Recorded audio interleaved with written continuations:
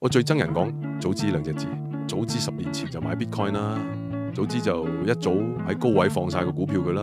講呢啲晦氣說話嘅人，全部都係庸俗嘅散戶啊！喺交易上，其實係唔會有早知呢回事，冇人可以有先見之明，冇人可以透徹睇到未來嘅發展。生有涯而知無涯，我哋每分每秒都有數億計嘅資訊湧現。你到底要花幾多時間先可以精通所有技術啊？你要花幾多心力研究世界大小事情，先可以精準計算到某隻股票未來走勢？其實你需要做嘅就係活在當下，當前你喺市場上見到 price action，俾你嘅信號，核對一下自己設定過嘅交易條件，咁樣就已經好足夠。贏錢就係因為你堅持原則，輸錢亦唔係因為你做錯事，因為好多時蝕錢嘅原因都係超乎我哋嘅想像。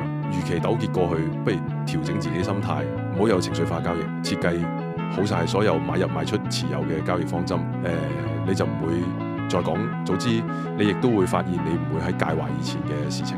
如果你想更深入學習股票同提升個人思維，記得 like 同 subscribe， 按埋個鐘仔。我係 New Type 員阿龍。